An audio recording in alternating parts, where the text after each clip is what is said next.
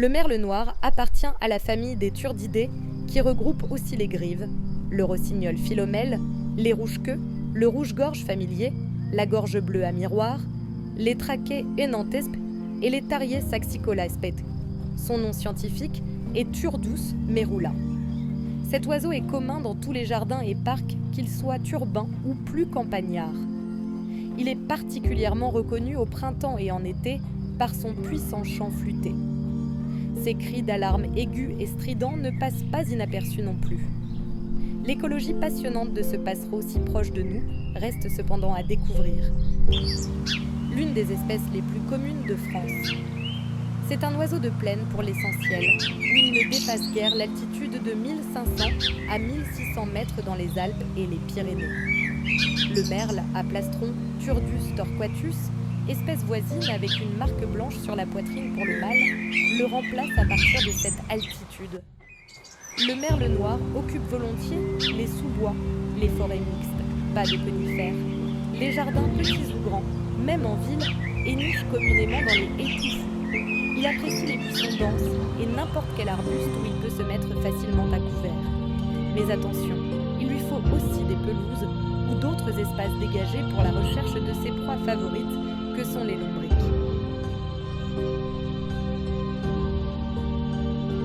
Le territoire du merle noir est de 0,2 à 0,5 hectares en milieu forestier en moyenne. Cependant, plus le milieu est urbanisé, plus le territoire est petit. Ainsi, en ville, le merle noir occupe un territoire de 0,1 à 0,3 hectares en moyenne. Les variations territoriales sont donc très grandes. Pour délimiter celui-ci, le mâle chante au début du printemps, de février, mars à juillet, essentiellement à l'aube et au crépuscule.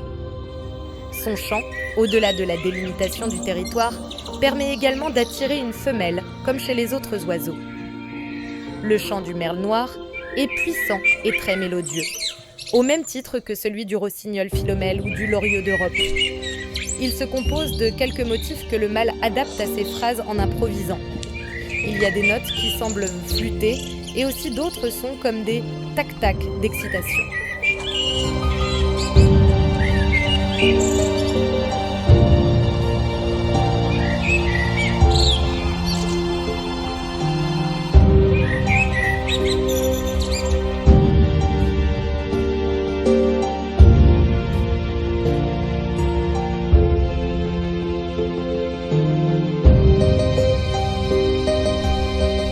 Les oiseaux atteignent leur maturité sexuelle à l'âge d'1 an.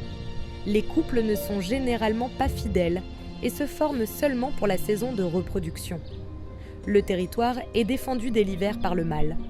Mais la nidification commence réellement qu'à partir de fin février avec les premiers chants. La parade nuptiale se déroule le plus souvent au sol. Le mâle s'avance près de la femelle en rampant avec la queue en éventail. Ensuite, il se redresse devant elle pour faire le beau. Après l'accouplement, c'est la femelle qui choisit l'emplacement du nid sur plusieurs propositions du mâle. De même, c'est elle qui se réserve la construction du nid, qui le plus souvent dure de 3 à 4 jours. Celui-ci est généralement situé entre 1 et 3 mètres de hauteur et placé sur une fourche d'arbres ou d'arbustes, par exemple dans une haie épaisse où les branchages sont entremêlés. Les conifères des jardins sont appréciés pour dissimuler le nid. Le nid peut aussi se situer sur un recoin de maison, une poutre. Il est constitué de tiges, racines, feuilles, mousses entremêlées, auxquelles l'oiseau peut ajouter de la boue en guise de ciment. L'ouvrage fini se présente sous la forme d'une demi-coupe de 9 à 10 cm, diamètre interne. Le femelle dépose en moyenne 4 à 5 œufs de couleur verte piquetée de mouchetures brunes.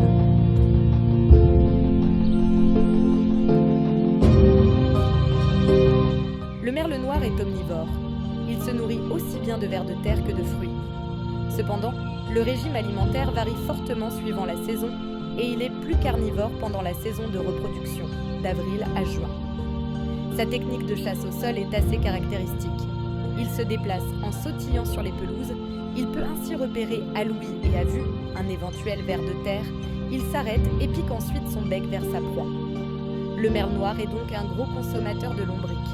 Ses proies ne se limitent cependant pas qu'à cela. Il consomme également divers insectes, des escargots, des limaces, des araignées et plus rarement des petits vertébrés comme lézards, poissons et souris. L'autre endroit où on a le plus de chances de l'observer est le tas de compost du jardin dont il retourne inlassablement les feuilles.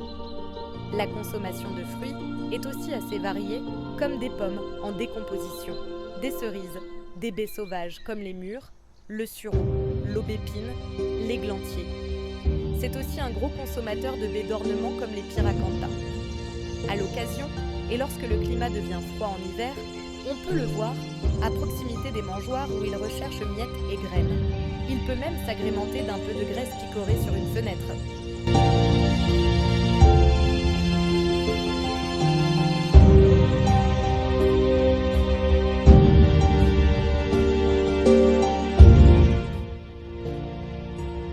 La femelle couve seule durant 12 à 14 jours avant l'éclosion, qui donne naissance à des oisillons nidicoles, nus et aveugles d'une masse de 5 à 6 grammes. Les parents s'occupent tous les deux des petits, les nourrissant et débarrassant le nid des sacs fécaux. La masse atteinte par le poussin à l'âge de 8 jours est déterminante pour la survie ultérieure. La masse idéale serait de 35 à 45 grammes. En dessous de ces valeurs, le poussin aurait très peu de chances de survivre. En effet, la période qui suit le séjour au nid est primordiale pour la survie. Pendant 30 jours, les jeunes sont particulièrement vulnérables. Les plus lourds sont alors favorisés par rapport aux plus légers. À 12 jours, les poussins pèsent entre 60 et 65 grammes.